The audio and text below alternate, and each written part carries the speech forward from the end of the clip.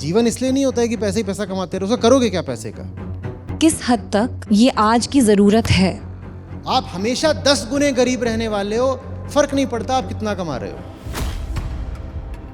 Absolute poverty वास्तव में समस्या है और उसका इलाज होना चाहिए, और इसका समाधान और पैसा नहीं है। इसका समाधान, अगर तुम देखो कि एक इंसान की वाजिब ज़रूरतें क्या होती हैं, तो उतना लोग कमा रहे हैं और उस साधारण जीवन में कोई दिक्कत नहीं है। पर फिर आप दूसरों को देखते हो जो इतना कमा रहे हैं, कमाना तो आपका उनका दिखेगा नहीं, कोई आपको नहीं दिखाता मैं कितना कमा रहा हूँ, आपको दिखता हो फूंक कितना रहे हैं। वो आपको तब गरीब महसूस करा देती है जब आप गरीब हैं भी नहीं।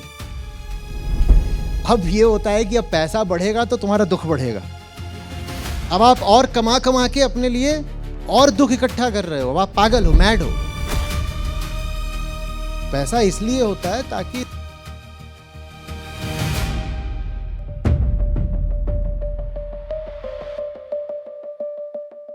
आचार्य जी नमस्ते। तो भारत में एक अभाव भाव स्कैर्सिटी माइंडसेट है, जो शायद सरकारी नौकरी के पीछे दौड़ में दिखता है, बहुत ज़्यादा ज़मीन जायदाद को या सोने को इकट्ठा करने में दिखता है, लड़की के दहेज के लिए पैसे इकट्ठे करने में दिखता है। तो वो व्यक्ति बिल्कुल इसी तरह के परिवेश में पला बड़ा है और वो इस तरह की चुनाव कर रहा है अपने जीवन में, या उसको सेफ करियर्स की तरफ धकेला जा रहा है और वो भी उसको ठीक समझ रहा है। किस हद तक ये आज की ज़रूरत है कि भारत में आज भी ये सब चीज़ें प्रासंगिक हैं? स्केर्सिटी एक तथ्य हो सकता है। तथ्य माने जो मौजूद है। अगर सचमुच स्केर्सिटी है तो है, और है तो फिर हम उसको समुचित जवाब भी देंगे। जो आज भी स्केर्सिटी में माने विपन्नता में माने कमी में जी रहे हैं, वो ये सपने ना लें, कल्पना ना करें कि कोई कमी नहीं है। अब है कमी तो है, दिखना चाहिए उन्हें कि है, और वो उसी हिसाब से फिर अपने फैसले लेंगे, सब करेंगे। दिक्कत यह है कि भारत में बहुत बड़ा अब एक वर्ग है जिसको सच पूछो तो स्केर्सिटी नहीं है, नहीं है, और वो वर्ग बढ़ता ही जा रहा है। हमारी जो मिडिल क्लास है वो कोई छोटी नहीं रही है, वो काफी बड़ी मिडिल क्लास है, उसको स्केर्सिटी नहीं है, लेकिन उसके पास यादें हैं और उसके पास अहंकार है जो तुलना करता है। किससे तुलना करता है? वो अतीत से भी तुलना करता है और वो दूसरों से भी तुलना करता है। अब ये एक तरह की रिलेटिव पॉवर्टी है, relative to what I have seen in the past और what I have heard of the past, and relative to what my neighbour has. ये आपके सारे निर्णयों को उल्टा पुल्टा कर देगी, ये आपके सारे चुनावों को डिस्टॉर्ट कर देगी, तोड़ मरोड़ के विकृत कर देगी। ये समस्या है। नहीं तो भारत का बहुत बड़ा वर्ग आज जितना कमा रहा है वो एक तरीके से ऑप्टिमम है। किस तरीके से ऑप्टिमम है? कि उनके पास इतना ही है कि जीवन की सारी जो आवश्यकताएं हैं वो भली भांति पूरी हो जाएं, और इतना नहीं है कि वो नीडलेस कंजम्पशन कर पाए। इसीलिए भारत का जब आप देखते हो कि पर कैपिटा कार्बन एमिशन कितना है, कार्बन डाइऑक्साइड इक्विवेलेंट कितना है, जब आप देखते हो तो वो आपको लगभग उतना ही मिलता है जितना कि ये पृथ्वी इस वक्त बर्दाश्त कर सकती है। ना उससे कम है ना उससे ज्यादा है। पृथ्वी आपसे जीरो एमिशंस नहीं मांगती है। एमिशंस का एक स्तर पृथ्वी ने हमेशा से बर्दाश्त करा है, क्योंकि पृथ्वी उसको एब्जॉर्ब भी तो करती चलती है। जंगल, समुद्र, मिट्टी, ये सब कार्बन डाइऑक्साइड सोखते हैं। पृथ्वी कहती है एमिशंस कर लो पर इतने ही करो, और जितना वो आपसे कहती है कि करो, भारत का औसत लगभग उतना ही है। अब उस औसत में भी वेरिएशन है अराउंड द मीन। भारत में भी एक तबका है जिसका उससे 10 गुना ज्यादा होगा, और भारत का एक तबका है जिसका उस एवरेज से काफी कम होगा। पर मोटे मोटे जो the huge mass around the mean, वो उतना ही कर रहे हैं जितना करना चाहिए। तो माने हमारी आबादी में बहुत बड़ा तबका है जिसको अगर देखो तो वो एब्सोल्युटली अब पुअर नहीं रहा। अगर तुम देखो कि एक इंसान की वाजिब जरूरतें क्या होती हैं तो उतना लोग कमा रहे हैं, उतने में वो एक साधारण सा घर खरीद सकते हैं किश्तों वगैरह पर, वो अपने बच्चों की स्कूल की फीस दे सकते हैं, वो कुछ बचा के भी रख सकते हैं, आगे कभी बीमारी हो गई कुछ हो गया, वो समझ रहे हो, एक साधारण जीवन जिया जा सकता है। और उस साधारण जीवन में कोई दिक्कत नहीं है, उस साधारण जीवन में आप भी आनंद में रह सकते हैं और पृथ्वी भी मंगल में रह सकती है। मंगल माने मार्स नहीं, मंगल माने कल्याण। पृथ्वी का भी उसमें कल्याण रहेगा अगर आप उतने ही कंजम्पशन लेवल पर रहोगे। पर फिर आप दूसरों को देखते हो, आपके रोल मॉडल्स हैं जो इतना कमा रहे हैं, कमाना तो आपका उनका दिखेगा नहीं, कोई आपको नहीं दिखाता मैं कितना कमा रहा हूँ, आपको ही दिखता हो फूंक कितना रहे हैं, और उतना ही फूंकने की हवस फिर आप में भी आती है। वो वहाँ जा रहा है, वो अपनी फ़ोटो डाल रहा है, वो याट पे खड़ा हुआ है, वो ये कर रहा है, वो वहाँ पहाड़ पे चढ़ गया, वो वहाँ पर अमेरिका पहुँच गया, वो ऐसा कर रहा है, वो उसने शादी में इतने करोड़ खर्च कर दिए। वो समस्या है, वो आपको तब गरीब महसूस करा देती है जब आप गरीब हैं भी नहीं। जब आपके पास कोई कमी नहीं है तो भी आपको ऐसा अनुभव हो जाता है जैसे आपके पास बहुत कमी है, जबकि सच पूछो तो आपके पास जितना है काफ़ी है। अब आपको अपना श्रम दूसरी दिशा में डालने की ज़रूरत है। पैसा इसलिए होता है ताकि ज़िंदगी सुचारू चल सके, पैसा इसलिए होता है ताकि आप जीवन में कोई बेहतर अच्छा सुंदर काम कर सकें। जीवन इसलिए नहीं होता है कि पैसे ही पैसा कमाते रहो, उसका करोगे क्या पैसे का। पैसा होता है ताकि जीवन के ऊंचे उद्देश्यों की प्राप्ति हो सके। किसी के पास जीवन में कोई ऊंचा उद्देश्य ही नहीं है तो पैसे का करेगा क्या, बात समझ रहे हो। लेकिन जो ये अज्यूम्ड इमेजिन्ड रिलेटिव पॉवर्टी होती है, ये आपको बहुत बेकार तरीके के काम करने के लिए, फैसले लेने के लिए मजबूर कर देती है। ये आपको तब पैसे की तरफ भेज देती है जब आपको किसी और तरफ जा रहा होना चाहिए था।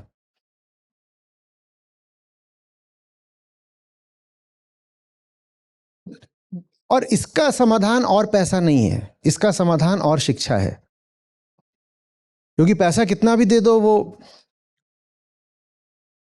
एक प्रयोग हुआ था जिसकी मैं पहले चर्चा करा करता था, 10-15 साल पहले इसको बताता था अपने स्टूडेंट्स को, ये और पहले का प्रयोग होगा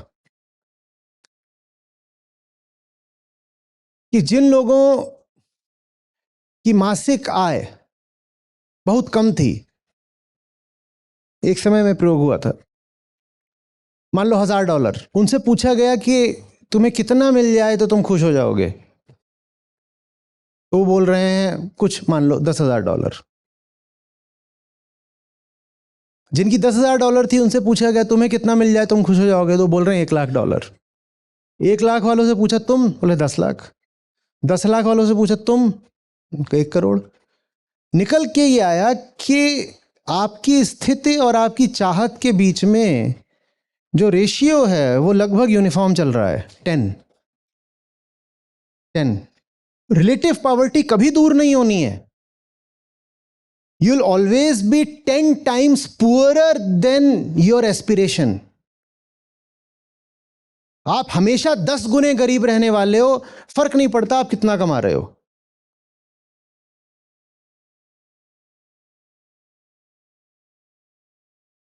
एब्सोल्यूट पॉवर्टी वास्तव में समस्या है और उसका इलाज होना चाहिए।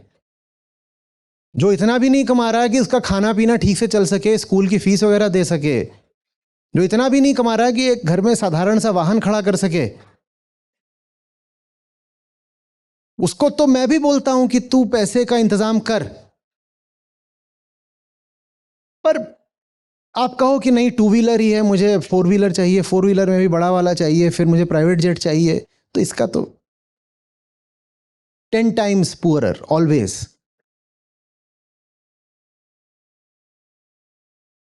इस पर बाकायदा शोध हो चुके हैं, हम ये बहुत अच्छे से जानते हैं। जब भी इनकम लेवल्स या वेल्थ लेवल्स और वेलफेयर लेवल्स के बीच में प्लॉटिंग करी गई है, तो कर्व ऐसा आता है। मान लो ये है वेलफेयर, वाई एक्सिस क्या है? वेलफेयर। वेलफेयर को सेटिस्फैक्शन, फुलफिलमेंट, कुछ भी और जिस भी तुम्हारा प्रॉक्सी लेना है ले लो, ये है। और एक्स एक्सिस क्या है? Income level. ठीक है, तो कर्व ऐसा आता है, पहले बहुत तेजी से ऊपर बढ़ता है, मासिव स्लोप, और फिर धीरे धीरे वो प्लेट्यू हो जाता है और फ्लैट हो जाता है फिर, और आगे जाकर के एक्चुअली थोड़ा थोड़ा डिप करने लगता है। इसका मतलब समझ रहे हो? जब आप बहुत गरीब होते हो और आपके पास पैसा आता है तो उससे सचमुच आपकी वेलफेयर बढ़ती है। जो बहुत गरीब है, सचमुच कोशिश की जानी चाहिए कि उसके हाथ में पैसा आए, और वो दायित्व तो समाज का भी है, सरकार का भी है। India is a welfare state, हमें ये काम करना चाहिए। फॉर एग्जाम्पल, वो जो कैश ट्रांसफर स्कीम्स होती हैं वो अच्छी होती हैं। अगर देश समाज को सुचारू रूप से चलाना है तो गरीबों के हाथ में कुछ पैसा रख दो, और ये मत सोचो कि अभी उससे हमें मिला क्या या उसने काम कितना करा है। देखो, जिंदगी का हक तो सबको होता है ना, right to life, article 21 of the constitution. जीने का हक तो सभी है ना। अगर वो भारतवासी है, भारतीय है, तो यही तथ्य पर्याप्त है कि कम से कम उसके पास इतना पैसा होना चाहिए कि वो जी तो सके। तो आप कोई एहसान नहीं कर रहे हो अगर आप उसके खाते में कुछ पैसा डाल दे रहे हो, और ज़्यादा नहीं डाला जाता, वो 2,000 5,000 ऐसा कुछ डाल दिया जाता है ताकि उसकी कम से कम रोटी चल जाए। वेलफेयर तेजी से बढ़ती है। भाई भाई वो 5,000 पा रहा था तो किसी तरह से बस रोटी खा लेता था। 10,000 आ जाएगा तो वो कुछ थोड़ा सा और ज़रा सा कर लेगा, एक ढंग का कपड़ा डाल लेगा अपने ऊपर। 15-20,000 आ जाएगा तो वो अपने बच्चों को किसी तरह स्कूल में भेजना शुरू कर देगा। थोड़ा और पैसा आ जाएगा तो और बेहतर स्कूल में भेजना शुरू कर देगा। थोड़ा और पैसा आ जाएगा तो फिर वो कुछ और खरीद लेगा। अभी वो जो कर रहा है वो एक्चुअल नेसेसिटीज हैं,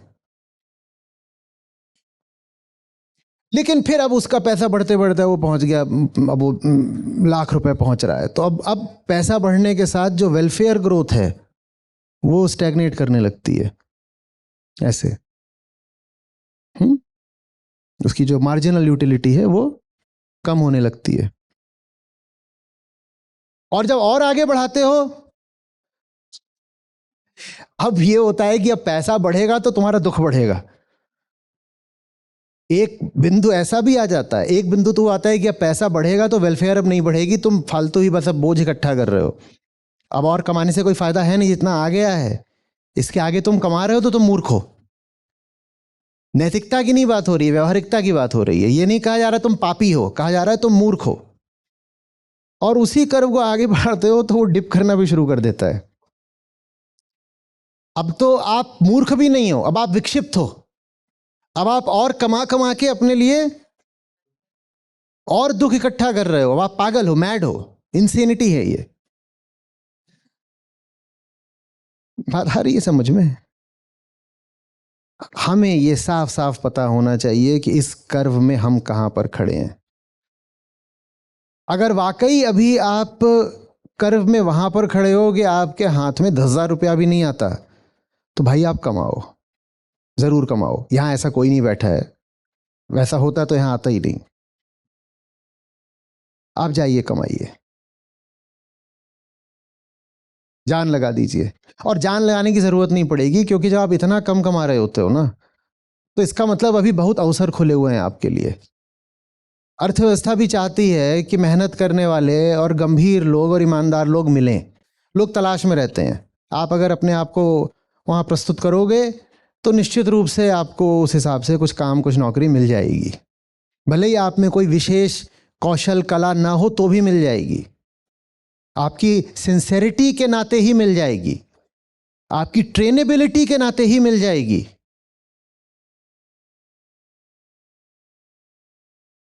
संस्था में इस वक्त हम उनको ओवी बोलते हैं, ओवी का फुल फॉर्म मुझे नहीं मालूम। ओवी क्यों बोलते हो? आउटरीच वॉलंटियर्स, ठीक। तो वॉलंटियर्स हैं जिनको जिनको स्टाइपेंड पे होता है, वो लगभग 320 हो गए हैं। ठीक है, उनमें से मेरे ख्याल से 80-90% तो महिलाएं हैं।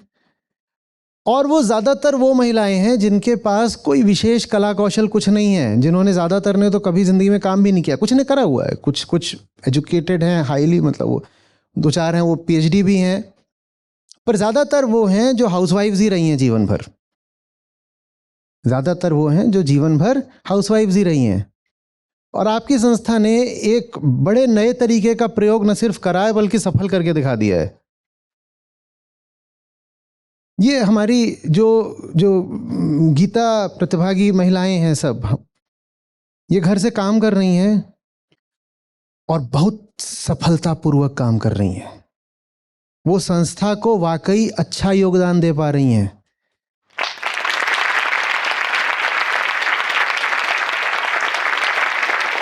सबकी सब नहीं, क्योंकि आत्मविश्वास भी जल्दी से बढ़ जाता है। अब 320 में हर तरह के होते हैं, पर 320 में बहुमत उनका है जिनको देखकर कुछ हद तक हम भी अचंभित हैं कि इन्होंने कभी कुछ करा नहीं जीवन में, इन्हें कोई मौका ही नहीं मिला, घर से बाहर ही नहीं निकली, रोटियां ही बना रही थीं और इनके लिए कोई और रास्ता भी नहीं था। हम उनको बोलते कि आप आइए यहाँ, पहले यही कहते थे कि अगर संस्था में काम करना है तो ग्रेटर नोएडा आना आपके लिए अनिवार्य है। फिर समझ में आया कि बहुत सारे हैं जो सिंसियर हैं पर रिलोकेट नहीं कर सकते, आएंगे नहीं यहाँ पर, और इसमें उनकी गलती नहीं, अब उनकी व्यवहारिक स्थिति ऐसी है कि नहीं होगा उनसे।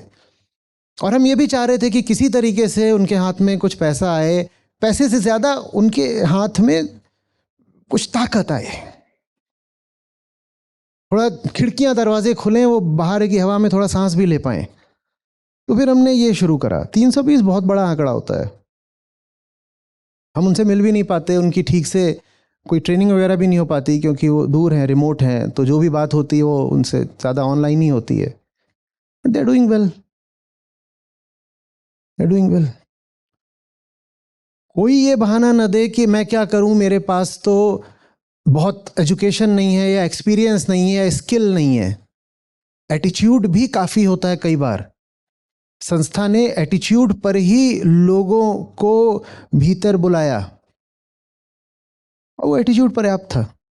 साथ ही साथ बहुत सारे लोग जो कि प्रोफेशनली क्वालिफाइड हैं, वो कहेंगे हम तो जॉब मार्केट में हैं, प्रोफेशनल्स हैं, वो जल्दी से ग्रेटर नोएडा शिफ्ट वगैरह भी हो जाते हैं।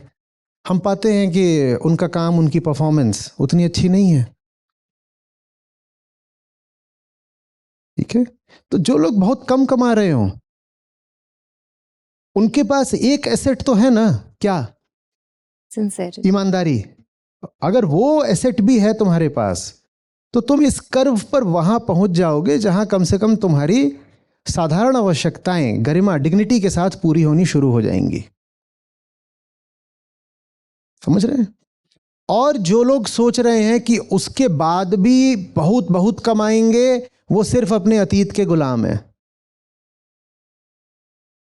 या वो बहुत ज़्यादा इंस्टाग्राम देख रहे हैं जिस पे एस्पिरेशनल रील्स आती हैं कि कैसे आपका पर्सनल स्विमिंग पूल होना चाहिए आपके ही घर में।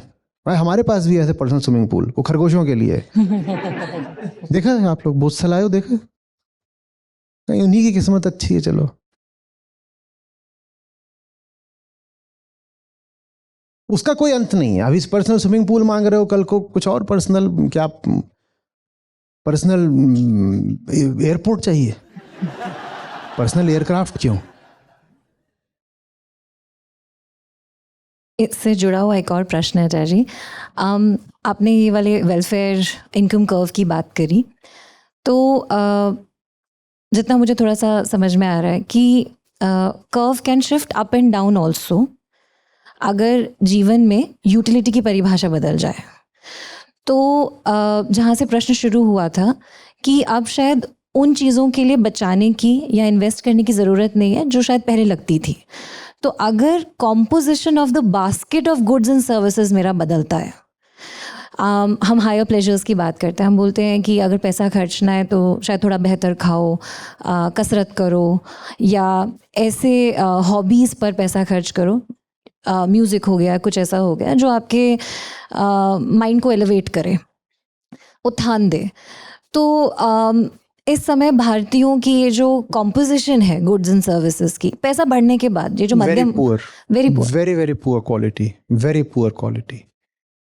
आपके पास जब पैसा होता है और फिर बढ़ता है तो आप उसका एकदम वेस्टफुल और डिस्ट्रक्टिव यूसेज करते हो। जो गरीब है वो पॉल्यूटर नहीं है, जो गरीब है वो डिस्ट्रॉयर भी नहीं है।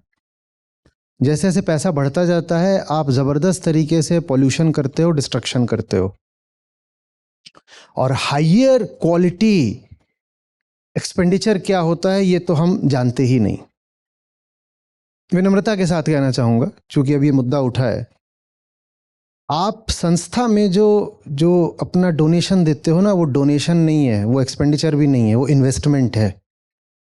आप एक बेहतर दुनिया के लिए इन्वेस्ट कर रहे हो और वो दुनिया वही है जिसमें आप रह रहे हो। ये आपने किसी को दे नहीं दिया है, आप अपनी ही दुनिया और अपने बच्चों के लिए, आगे के लिए एक बेहतर दुनिया तैयार कर रहे हो। लेकिन ये बात हमें समझ में नहीं आती है। स्केर्सिटी माइंडसेट है ना, उसमें लगता है एक एक रुपया दांत से पकड़ कर रखो, एक एक रुपया दांत से पकड़ कर रखो। अच्छा एक बात बताओ, चलो सोचो, अगर आपके शहर के आधे लोग गीता प्रतिभागी हो जाएं तो आपके बहुत सारे खर्चे बचेंगे कि नहीं बचेंगे? तो आपकी ही दुनिया को बेहतर बना रहे हैं कि नहीं? आपको अपने बच्चों को लेकर के जितनी चिंता रहती है, अगर आपको पता चले कि आपका आधा शहर तो गीता कम्युनिटी ही है, तो आपकी चिंता कम हो जाएगी कि नहीं हो जाएगी? तो ये आप डोनेट कर रहे हो या इन्वेस्ट कर रहे हो? पर आपको समझ में ही नहीं आता कि ये आपका ही इन्वेस्टमेंट है जो आप तक लौट कर आ रहा है कई गुना बढ़कर।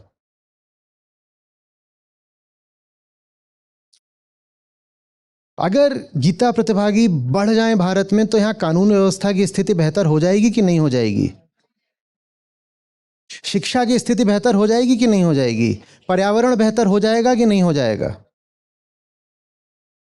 आपके घरेलू संबंध बेहतर हो जाएंगे कि नहीं हो जाएंगे? आप मॉल में जो खरीदने जाते हो, जिस बास्केट की इन्होंने बात करी कि जाते हो तो क्या खरीदते हो, what is the composition of your entire portfolio, वो बदल जाएगा कि नहीं बदल जाएगा? और तो और आपकी सेहत बेहतर हो जाएगी कि नहीं हो जाएगी? आप गीता कम्युनिटी में होते हो, एक तरीके से आप अपना भविष्य का, डॉक्टर का खर्चा बचा रहे हो कि नहीं बचा रहे हो? सोच के देखो।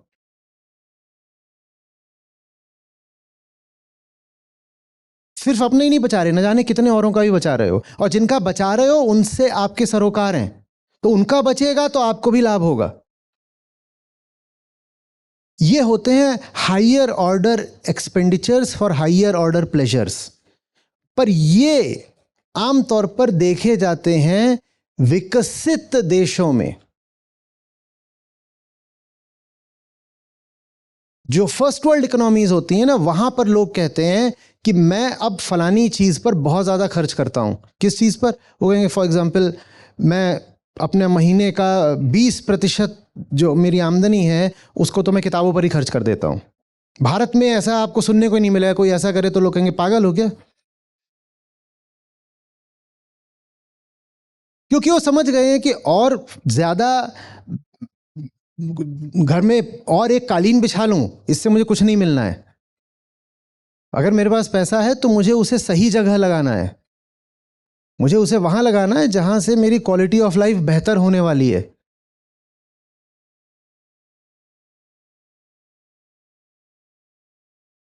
हमारा क्वांटिटी माइंडसेट है। क्या है? क्वालिटी क्या चीज होती है वो हम समझते नहीं, क्योंकि क्वालिटी हाथ में पकड़ी नहीं जा सकती। हम तो कहते हैं भैया कितने किलो दिया। आपके लिए भी आसानी हो जाएगा अगर आप बता पाओ कि आज आपको कितने किलो वेदांत मिला। दिक्कत यह है कि सत्र के बाद आपका कोई आ जाता है, सास ससुर माँ बाप दोस्त यार, पूछने के लिए कि हाँ आज कितने किलो मिला। आप बता नहीं पाते हो, कहते फिर बेकार ही गया तुम्हारा पैसा। किलो के भाव बताओ, मीटर के भाव बताओ, हटाक के भाव बताओ। और वो बताया नहीं जा सकता क्योंकि क्वालिटी एक सटल बात होती है। क्वांटिटी इजीली मेजरेबल और क्वांटिफाइबल होती है, उसका नाम ही है क्वांटिटी, क्वांटिफाइबल। क्वालिटी सूक्ष्म बात है। पैसा अगर जीवन में आया है तो इसीलिए आया है ना, ताकि आप अब स्थूल झंझटों से मुक्त होकर के सूक्ष्म चीजों की ओर बढ़ पाएं, और वही करना होता है। ये मत देखो कि दुनिया कहाँ खर्च कर रही है, ये मत देखो कि माँ बाप ने कहाँ खर्च किया, और डरो नहीं कि मैं इस दिशा में खर्च करूंगा तो पागल कहलाऊंगा, और न ये डरो कि इस दिशा में सब खर्च कर रहे हैं, मैं नहीं खर्च करूंगा तो पागल कहलाऊंगा।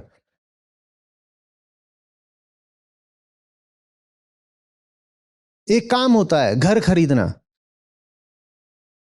क्यों तुम्हें उसमें खर्च करना है? क्यों खर्च करना है? भारत में आज भी किराए बहुत सस्ते हैं। आपको जो प्रॉपर्टी मिलती है उसका जो रेंट है और उसकी जो कीमत है, वो रेशियो भारत में ज़्यादातर देशों से काफ़ी कम है। बहुत सारे पगले हैं जो बनवाए ही जा रहे हैं, बनवाए ही जा रहे हैं, और बनवा के कहते हैं अब करें क्या, तो कहते हैं किराए पे चढ़ा दो। तो इसीलिए किराए सस्ते हैं। पर तुम्हारे घर वाले कहेंगे बेटा तो कमाने लग गया, जल्दी से अभी वहां पे नए प्लॉट कटे हैं खरीद ले, या कि फलाना बिल्डर है वो आपके लिए वो है, हम आपके लिए लेकर आ रहे हैं, तो जल्दी से जाकर के तू भी अपनी एक 2 BHK की बुकिंग करा ले। क्यों करानी है? क्यों करानी है? बहुत बड़ा देश है, जमीन कहीं भागी नहीं चली जा रही। जब लगेगा कि अब शरीर जवाब देने लग गया है, बहुत सारी यात्रा हो गई, अब रुकना ठहरना है, तब जाकर के देख लेना, खरीद लेना कुछ। अभी ये तुम्हारा समय नहीं है कि खुद को EMI के बंधन में डाल दो। हर महीने फंसे रहोगे, हर महीने रोओगे। लोग कहते हैं ना फंसे हैं फंसे हैं, 2-3 चीजें वो जिंदगी में नहीं करो नहीं फंसोगे। पहला, मकान की EMI के चक्कर में मत फंसो। दूसरा, दहेज के लिए पैसा जोड़ने की जरूरत नहीं। तीसरा, भविष्य में बीमार हो जाएंगे उसके लिए पैसा इकट्ठा करना है, उसकी कोई जरूरत, ये हटा दो। एक तो चीजें और भी हटाई जा सकती हैं, पर मैं बताऊंगा तो फिर आप बुरा मानते हो।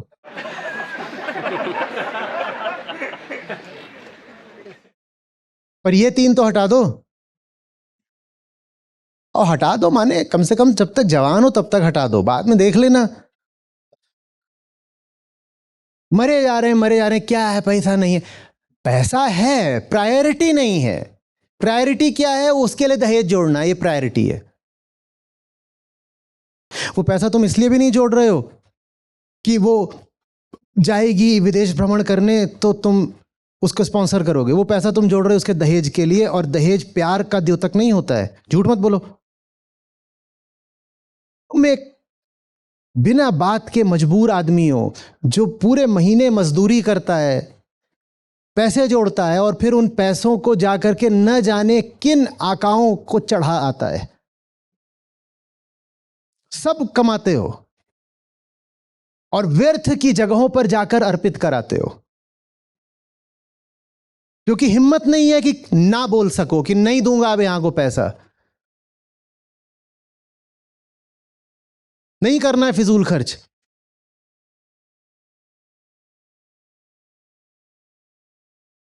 वो बुआ के हस्बैंड की शादी आ रही है तो क्यों हंस रहे हो?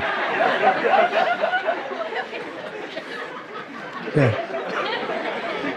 हाँ ठीक है, तो बुआ के हस्बैंड की वाइफ की शादी आ रही है, तो अब मुझे भी तो खर्चना पड़ेगा। 3 लाख रुपए उसकी तैयारी में खर्चे जा रहे हैं। 28 किलो की साड़ी खरीदी गई है। 40 किलो करते हो कि नहीं करते हो? और फिर सोच रहे हो अरे वो फलाने आए हैं, उन्होंने 51,000 का लिफाफा दिया था, हमारी इज्जत चली जाएगी, हम 1 लाख का लिफाफा दे के आएंगे। और फिर बताते हो हैं 5 का 15 कर दिया। वो खर्चे फिजूल लगते ही नहीं ना। वो खर्चे पता है क्या लगते हैं? वो खर्चे लगते हैं अनिवार्य, एक तरह की धार्मिक मजबूरी, कि ये करना तो धर्म है, ये तो करना ही पड़ेगा ना।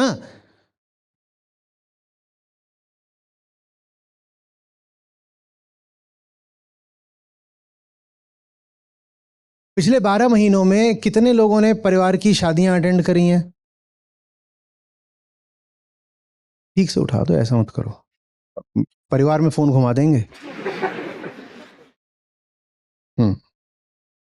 ऐसे ही तो नहीं चली गई होंगी जैसे अभी पैफ का ये पहन के टी शर्ट बैठ गई हैं, फिर अब वहां जाना है तो घाघरा।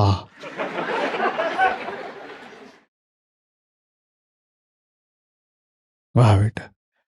छोटे शहरों में वो पहले ही वो जितने होते हैं ये सैलून वाले, वो बाहर रेट लिख देते हैं। एक जगह लिखा हुआ है छोटी ब्राइडल 8,000, बड़ी ब्राइडल 15,000। मैं ताज्जुब ने कहा छोटी ब्राइडल और बड़ी ब्राइडल क्या होता है? तो बोल रहे नहीं, ये बड़ी ब्राइडल आमतौर पे दुल्हन का होता है, बाकी उसकी बहनों का होता है।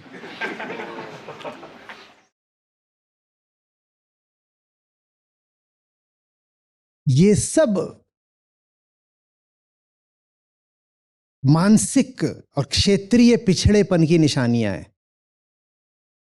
ये सब बता रहे हैं कि बंदा और देश बाहर से आजाद हो गए हैं, भीतर से अभी गुलाम है।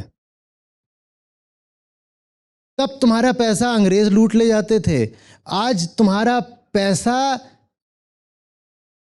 तुम्हें पता भी नहीं है कौन से गुमनाम आका लूट रहे हैं। तब जब लूट होती थी तो तुमको पता चलता था किसी ने लूटा है, पिक्चरें बना देते हो कि अंग्रेज आया और कह रहा 3 गुना लगान देना पड़ेगा। और वहां जो तुम 3 गुना ब्राइडल दे के आते हो वो क्या है? वो लूट नहीं है। बोलो, पर वो तुम स्वेच्छा से कर लेते हो और तुम्हें लगता है ये तो जेन्युइन खर्चा है। ये तो जेन्युइन है ना।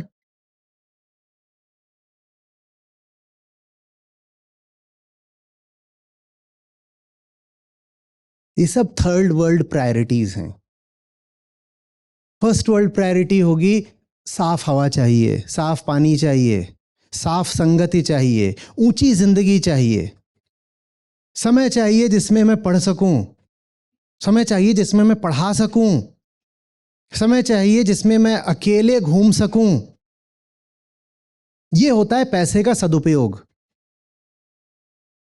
2 BHK खरीदना, दहेज के लिए पैसा जोड़ना, फूफी को लिफाफा देना, ये पैसे में आग लगाने वाली बात है। पता है ना, भारत की जो वेडिंग इंडस्ट्री है ये दुनिया में सबसे बड़ी है और बाय फार सबसे बड़ी है। ये पता है ना, भारत की जो वेडिंग इंडस्ट्री है ये भारत की एजुकेशन इंडस्ट्री से भी ज्यादा बड़ी है। ये पता है कि नहीं पता है? पता है ना, भारत की वेडिंग इंडस्ट्री इतनी बड़ी है कि वो परसेंटेज ऑफ जीडीपी में नापी जा सकती है। ये है आपके पैसे का इस्तेमाल जो आप कर रहे हो, और ये गुलामी की निशानी है। और इकोनॉमिक्स की दृष्टि से देखें तो इस पैसे का कोई आरओआई नहीं है। आप वेडिंग पर जो फूंक कर आते हो, बताओ उसमें क्या वैल्यू मिली आपको? आपके जीवन में क्या बेहतरी आ गई? चाहे आप वेडिंग ऑर्गेनाइजर हो, चाहे आप वेडिंग के पार्टिसिपेंट हो, क्या मिला है आपको? और चाहे आप वो 2 नमूने हो जो मंच पे चढ़े हुए हैं, उन्हें भी क्या मिला है?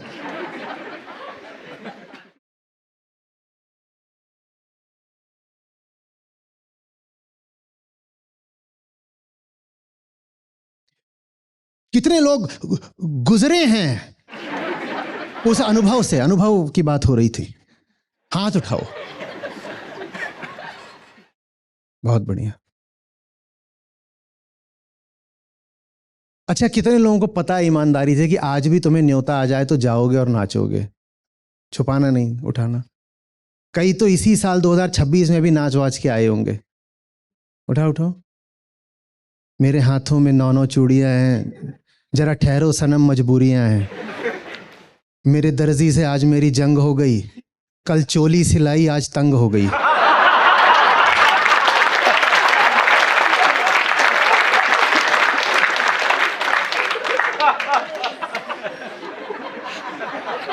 मजा। अब खुशी देखो, माहौल देखो। कुछ नहीं हो सकता है, कुछ नहीं हो सकता। मजा तो इसी में आता है।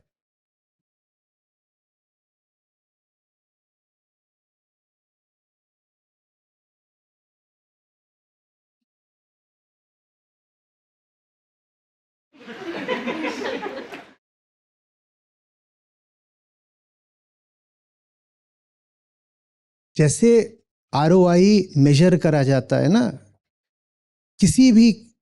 किसी भी एक ट्रांजैक्शन में, वैसे ही देश भी अपना मेजर करते हैं, देश भी।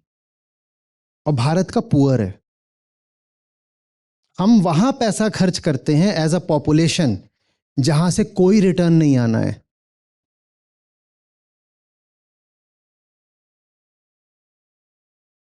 और यही वजह है कि आजादी के बाद वो सब देश जो लगभग हमारी ही स्थिति पर खड़े हुए थे सन 47 में या 50 में, वो हमसे बहुत आगे निकल गए। पैसा उनके पास भी प्रति व्यक्ति उतना ही था जितना हमारे पास, पर उन्होंने सही जगह लगाया। हमने कहां लगाया?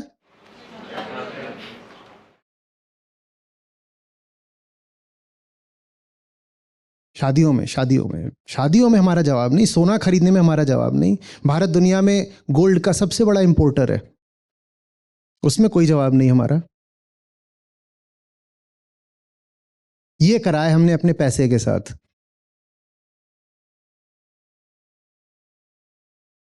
मलेशिया, सिंगापुर, 1990 के आसपास तक भी भारत की प्रति व्यक्ति आय चीन से ज्यादा थी। As recent as 1990। अभी आप जिंदा थे, आपके सामने तक भी आम भारतीय आम चीनी से ज्यादा पैसा रखता था।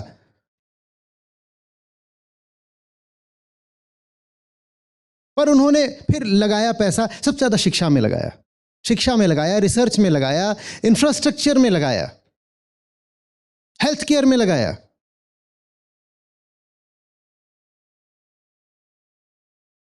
मैन्युफैक्चरिंग में लगाया, एक्सपोर्ट जोन्स बनाई। हमने घाघरे बनाए।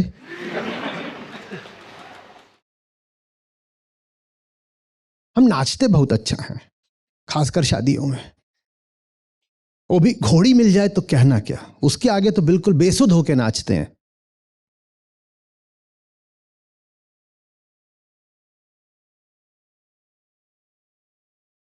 भारत में जितनी महिलाएं वर्कफोर्स में हैं, चीन में इससे दूनी है।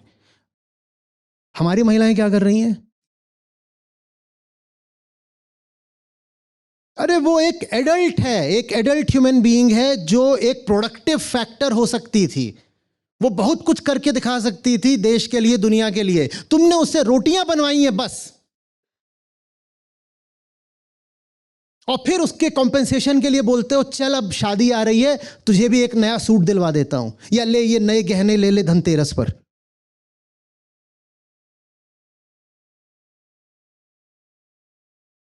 गिनती नहीं कर सकते हैं कि कितने देश थे जो इसी दरमियान हमसे क्वालिटी ऑफ लाइफ के हर सूचकांक पर बहुत आगे निकल गए।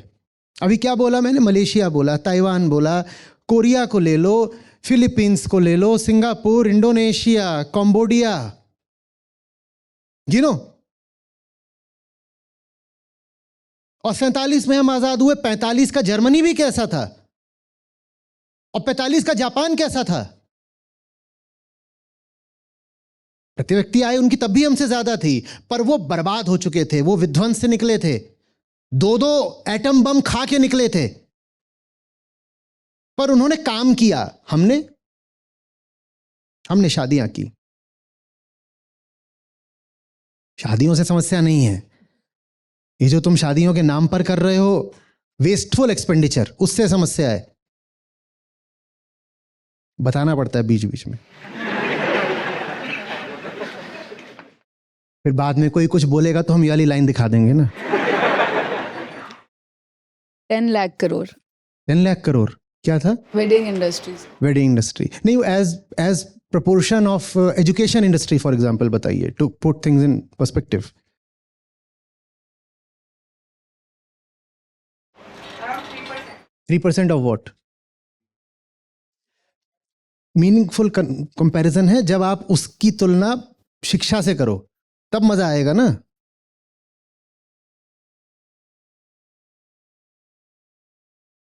कितनी ज्यादा खौफनाक बात है, कितनी खौफनाक बात है। कौन सी सर्विसेज चाहिए? Bridal services. गुड्स कौन से चाहिए? टिकली और फिर नाड़ा। Two times है तो total education spent across the entire lifetime of a full family versus the wedding expenditure अब भी 2 टाइम है। 2x. अरे भाई भाई भाई भाई भाई भाई, पूरी फैमिली अपनी पूरी जिंदगी में शिक्षा पे इतना खर्च करती है, उससे ज्यादा उस एक रात की नालायकी में कर देती है। ये हैं हम। और बात सिर्फ उस एक ऑर्गेनाइजेशन की, उत्सव की, उस ओकेजन की नहीं है। बात उस माइंडसेट की है जो ये कर जाता है। हम आजाद लोग ही नहीं हैं। हमें परंपरा ने, लोकधर्म ने, समाज ने, दूसरों की नजर ने बुरी तरह जकड़ रखा है। हम गुलाम हैं।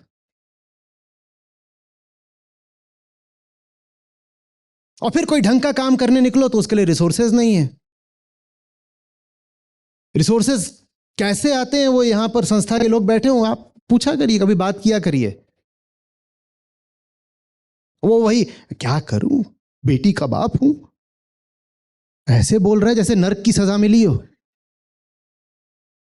कई तो ऐसे भी होते हैं, क्या है ये आप लोग सुबह 7 बजे से फोन करते हैं, आपकी कुछ फैमिली नहीं है क्या? तर्क देखो, आप सुबह 7 बजे से काम शुरू कर देते हो, आपकी कुछ फैमिली नहीं है क्या? तुम्हारे तर्क से ही पता चल रहा है कि तुम्हारी जिंदगी में फैमिली क्या कर रही है। तुम्हें कोई सार्थक काम करने नहीं दे रही है, तभी कोई कर रहा हो तो उससे बोलते हो तुम्हारे नहीं है क्या फैमिली।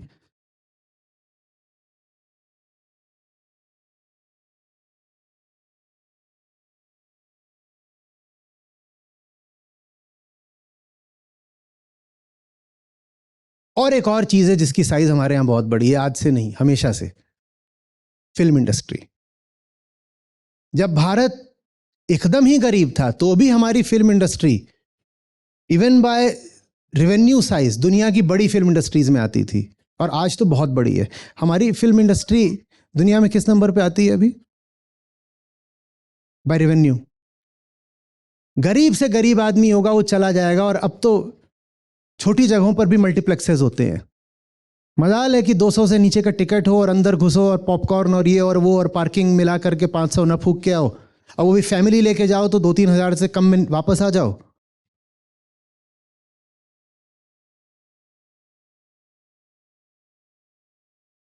और उस फिल्म में भी क्या रहता है? शादियां। और क्या करने आते हो फिल्म में? और होता क्या है? कोई फिल्म बता दो जिसके अंत में शादी ना होती हो। या तो फिल्म में शादी होगी, या अगर कहेंगे इन्होंने ये बिल्कुल मास्टरपीस क्रिएट किया है तो उसमें शादी होते होते रह जाएगी। उसको आप कहोगे देखो this is a work of art, इसकी शादी नहीं हो पाई, ये जिंदगी भर याद करता रहा मेरी शादी नहीं हो पाई, तने ना भूलूंगा।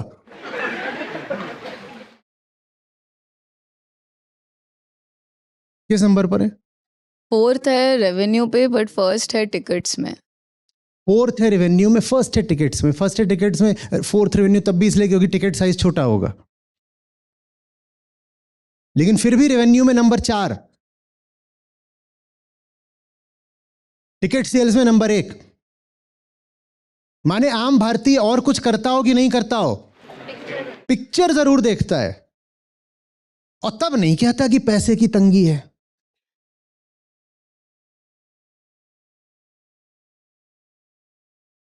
हालांकि पिक्चर देखने के बाद ज्यादातर जो बाहर निकलेंगे कहेंगे बेकार, ये तो तुझे पहले से पता था बेकार है, तो गया काहे को था मुंह मारने।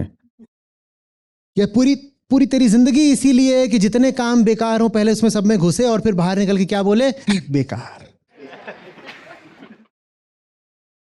पहले से पता होता है कि नहीं होता है कि है तो बेकार ही, फिर भी देखा देखी में मानसिक गुलामी के कारण घुस जाते हो। फोमो, सबने देखी हम छूट ना जाएं, चलो घुस जाएं, ताकि हमें भी ये कहने का हक तो मिले कि अरे बेकार। ये हक अर्जित करना पड़ता है कि हम भी बेवकूफ बने, ये कहने का हक चाहिए हमें भी। 3,000 रुपए देके हक अर्जित करेंगे कि हम भी तो बेवकूफ बने।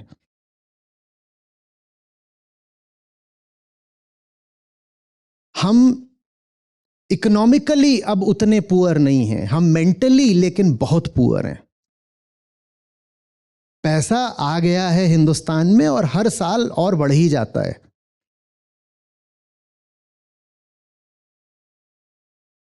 असली पॉवर्टी यहां है जिसको कोई एड्रेस नहीं कर रहा है। मैं इनकार नहीं कर रहा हूं कि अभी भी करोड़ों लोग हैं जिनके पास खाने को भी नहीं ठीक से हैं, उनकी बात नहीं कर रहा हूं। मैं उनकी बात कर रहा हूं जिनके पास खाने पहनने को पर्याप्त है, उनकी बात कर रहा हूं। वो अभी भी इकोनॉमिकली साउंड है लेकिन मेंटली बैंकरप्ट है, डरे हुए हैं।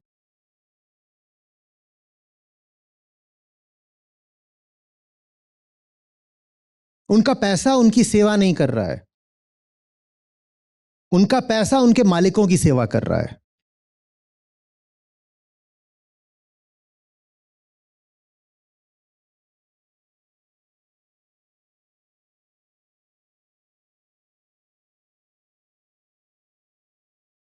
मैं लड़कों से पूछ रहा हूं, कोई लड़की कमाती नहीं है, तुम उससे ब्याह क्यों कर रहे हो? ये डील क्या है? तुम इतने अच्छे आदमी तो हो नहीं कि किसी को घर बैठा के खिलाओगे। ये डील क्या है? नहीं तो सीधी सी बात है, तू मेरी उम्र की है, तू मेरी जितनी पढ़ी लिखी है, अगर मेरा तेरा कॉन्ट्रैक्ट होगा तो 50-50 होगा ना। मैं कमाऊंगा, तू भी कमाएगी। और फिर बोल रहा हूं, तुम इतने निस्वार्थ निष्काम आदमी तो हो नहीं कि कहो कि आओ हम चैरिटी करेंगे। तो तुम उससे डील क्या करते हो? ये डील क्या है? बहुत गंदी डील है ना। और तुम जानते हो डील क्या है, तुम जानते हो। हम बात करते हैं इंडिया के डेमोग्राफिक डिविडेंड की। डेमोग्राफी में 50% तो यंग विमेन है। जब आप यूथ की बात करते हो तो यूथ में 50% तो लड़कियां हैं। तुम बोल रहे हो कि वो घर रहेगी और बच्चे पालेगी और रोटी बनाएगी, यही उसका काम है, तो काहे का डेमोग्राफिक डिविडेंड? और उन लड़कियों को इसमें धकेल कौन रहा है? लड़के धकेल रहे हैं जो बोलते हैं नहीं नहीं कमाना तो मैं कर लूंगा, मुझे तो एक होमली सी पार्टनर चाहिए जो मेरे बेबीज का ख्याल रख सके। और फिर तुम पिटोगे कि नहीं पिटोगे? क्योंकि इतने तो तुम प्रबल भी नहीं हो कि बहुत कमा लोगे। जितना तुम कमाते हो उतनी तनख्वाह में एक आदमी खाता तो बहुत होता, पर अब तुम एक दूसरी ले आए और तुमने उससे डील ये करी कि तू कमाएगी नहीं, उसको खिलाओगे कैसे? इतना तो तुम कमाते भी नहीं हो। जितना तुम कमाते हो एक आदमी के लिए पर्याप्त था, पर दो के लिए नहीं होगा, और दो की तमन्नाओं के लिए तो बिल्कुल नहीं होगा, और दो के फिर दो चूजे भी आ जाए तब तो एकदम ही नहीं होगा। अकेला बंदा अगर 25, 40, 50,000 भी कमा रहा है तो बहुत होता है। आप अभी 20s में हैं और आपकी एक साधारण सी सैलरी है, आप अकेले आदमी हो, आपकी जिंदगी मौज में चलेगी। पर आप एक लड़की को लायबिलिटी बना करके ले आओ कि तू कमाएगी नहीं तो घर में बैठेगी। तो पहली बात तो अब तुमको एक फ्लैट चाहिए। जब तुम अकेले हो उसी सैलरी में तुम्हारा एक रूम में काम चल जाएगा। रूम क्या, तुम्हारा एक पीजी में, एक हॉस्टल में काम चल जाएगा, शेयर्ड अकोमोडेशन में भी काम चल जाएगा। पर जिस दिन तुम शादी करोगे तुम कहोगे अब मुझे अपना अलग चाहिए, अकोमोडेशन, फ्लैट चाहिए। फट से बढ़ गया खर्चा, खाने पीने का खर्चा बढ़ गया, घूमने फिरने का सब कुछ डबल हो गया। और तुमने उस पर शर्त ये बांध रखी है कि तू कमाएगी नहीं। तो अब इसके बाद किसी तरह के सार्थक खर्चों के लिए तुम्हारे पास पैसा कैसे बचेगा? बताओ कैसे बचेगा? जिस दिन तुम इस तरह की कोई डील कर देते हो उसी दिन तुम ये तय कर देते हो कि अब तुम कोई वैल्यू एडेड एक्सपेंस या इन्वेस्टमेंट नहीं कर पाओगे।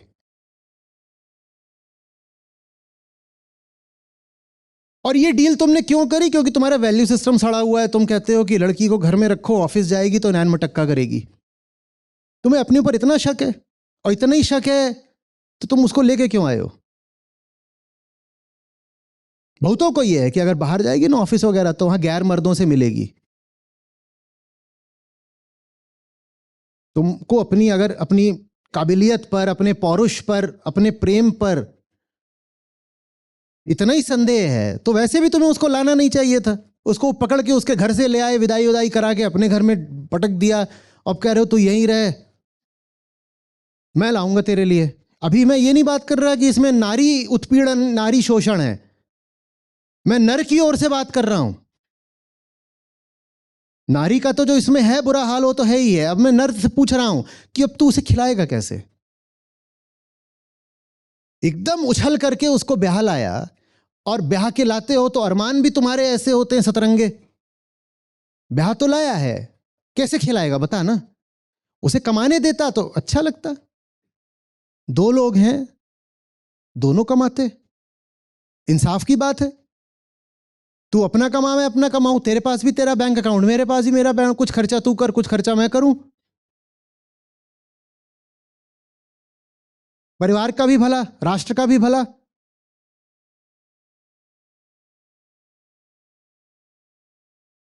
फिर कहते हो हमारे पास अब पैसे नहीं है।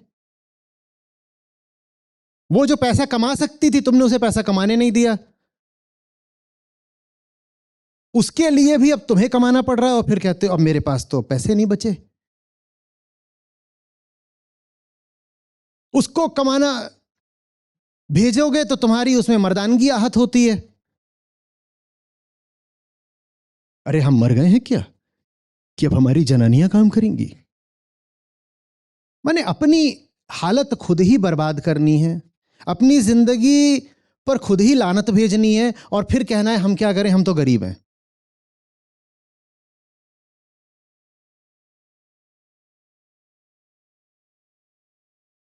नहीं नहीं, हम ना कमाते हैं, पर हमें ना पैसे घर भेजने होते हैं। पैसे घर भेजने होते हैं, घर भेजने होते हैं, ये ऐसा लगता है जैसे कोई बिल्कुल महावाक्य बोल दिया, something so secret it can't be questioned. घर भेजने होते हैं माने क्या? किसके लिए घर भेज रहे हो? क्या होता है तुम्हारे घर भेजे इन पैसों का? नहीं वो ना, वो घर के खर्चे हैं। खर्चे हैं माने क्या? बताओ तो, साफ बताओ, घर के क्या खर्चे हैं? आमतौर पे जो तुम पैसे भी घर भेज रहे होते हो, ये भी किसी वेस्टफुल काम में ही लग रहे होते हैं। तुम पैसे घर भेज रहे हो, उससे घर का रोटी पानी चल रहा है, मैं सहमत हूं, मैं कहूंगा और भेजो। पर बहुत सारे लोग जो ये घर भेजने के नाम पर भेज रहे होते हैं, वो भी बहन के ब्याह के लिए ही होता है। ये बहन का ब्याह जो है ना, बिल्कुल मतलब डुबो गया हिंदुस्तान को।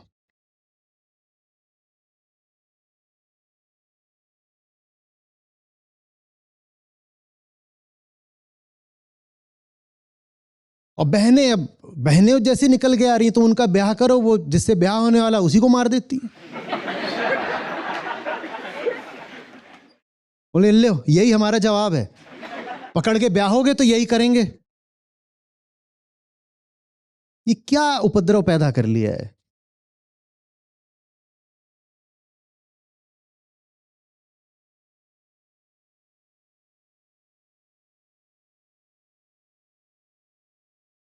आपको खुशी होगी इस नाते, जो हमारी अपनी ऐप है जिसमें हमारे गीता और बाकी सब कार्यक्रम चलते हैं, यहाँ पर बुद्ध हैं, गीता है, उपनिषद हैं, अष्टावक्र हैं। ये मुझे मिले, मेरी ज़िंदगी बदली, ये तुम्हें मिलेंगे, तुम्हारी ज़िंदगी भी बदलेगी। सच पूछिए तो मतलब लाखों नहीं तो कम से कम हज़ारों ज़िंदगियाँ तो हैं जो बिल्कुल बदली हैं। 2 लाख से अधिक गीता प्रतिभागियों के साथ जुड़े आचार्य प्रशांत ऐप पर पहला महीना बिल्कुल फ्री गीता मिशन का पूरा एक्सेस। ऐप पर आपको मिलेंगे नियमित लाइव सत्र, हर दिन आचार्य प्रशांत के विशेष संवाद, गीता कम्युनिटी का एक्सेस, गीता परीक्षा, चयनित समाचार, ऑडियो बुक्स, कोट्स और भी बहुत कुछ। गूगल प्ले स्टोर या एप्पल ऐप स्टोर पर आचार्य प्रशांत सर्च करें और अभी डाउनलोड करें।